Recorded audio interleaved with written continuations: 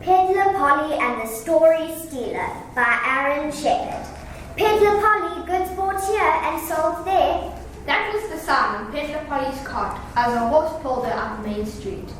Peddler Polly looked around and smiled. I'm sure glad to be back in Tailtown. Imagine, a town where everyone tells stories. Peddler Polly parked in the town square. Over on Town Hall, she saw a notice. Story swap today. Bring a story, if you still know one. If you still know one. Hello, Peddler Polly, in a sad little girl's voice. Well, it's my old friend Penny. Do you have a good story for me? I'll gladly trade for something from my cart. Penny sobbed and sniffed. I don't have any stories at all. Hardly anyone in Tailtown does. We're all losing our stories. Losing your stories? Whatever do you mean? We start to tell a story, and then it's gone. We can't remember it anymore. Come to the story swap this afternoon and see. Ladies and gentlemen, boys and girls. Another cart had parked on the square. Its sign said, Dr. Sebastian Spellbinder, Entertainment Paraphernalia. In the cart stood a man with a top coat, top hat and goatee, surrounded by piles of wooden boxes. A crowd was gathering before him.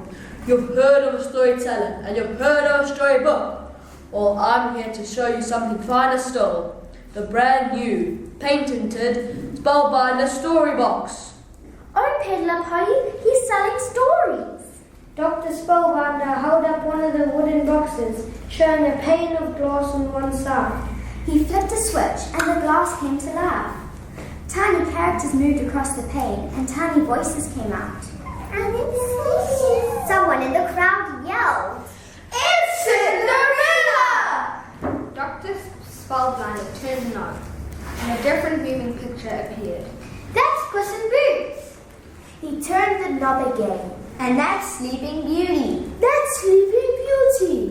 Never again will you have to ask for a story, and never again will you have to imagine the pictures. Who will be the first to buy a Spellbinder Storybox? I'll take one! So will I. I'll take two. Two, please. Before long, Dr. Spellbinder's cart was empty. The town square was covered with children and grown-ups all staring blankly at the little boxes. I don't like the looks of this. When Peddler Polly arrived at the story swap that afternoon, the town hall was packed.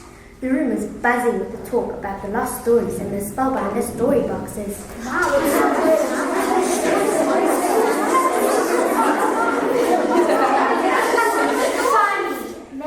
Mayor Bertha Bigwig took the stage. She glanced nervously around her.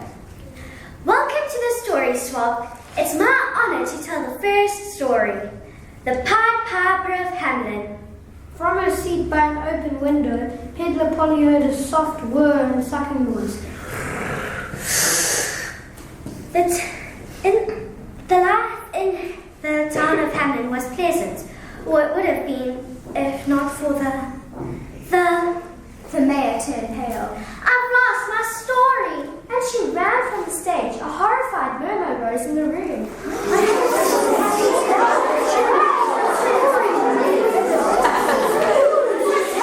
Wilton Marbles, the school teacher, tried next. My story is Jack and the Beanstalk. Again, Peddler Polly heard the whir and the sucking. There was once a poor widow who had only one son named, oh no. He fled the stage in tears. Next came Penny. This is the myth of Pegasus. Peddler Polly heard the noises once more. A long time ago in Greece, there was a horse called Pegasus. This horse was special because... Stop the swamp! We can't afford to lose any more stories. It's the end of storytelling in Tailtown. As excited talk filled the room, Peddler Polly thought she heard a cackle out the window.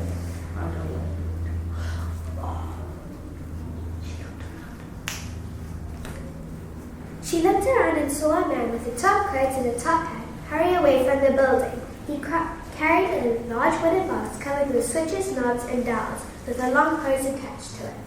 It's Dr. Spellbinder. I better look into this. Peddler Polly hasted from the hall.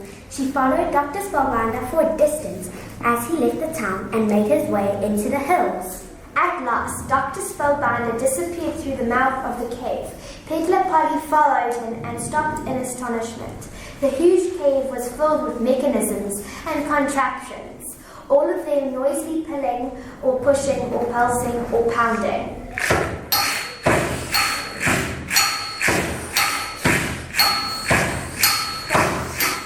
Dr. Spellbinder stood on a workbench covered with story boxes and other strange devices. He set down a big box he was carrying and patted it fondly. 3 more stories to put in my story boxes, and all thanks to my brilliant invention, the Spellbinder Story Sucker. Soon I'll steal all the stories in the world. Then everyone will need a story box, and I'll be rich, rich, rich! Not if I can help it. Peddler Polly, what are you doing here? Putting an end to your evil plan, Spellbinder. You'll never stop me, Peddler Polly. Then Dr. Spellbinder grabbed the story sucker and sprinted from the cave. Down the hill sped Dr. Spellbinder, while Peddler Polly puffed in pursuit. Without the story sucker, Peddler Polly was faster. You won't catch me so easily. He lifted the lid on the story sucker and reached in. See how you like this story, Peddler Polly. He threw something behind him. There was a flash of light. And out of nowhere, a huge crowd of children appeared, coming uphill toward Peddler Polly. They were led by a man in a many-colored costume playing on a pipe.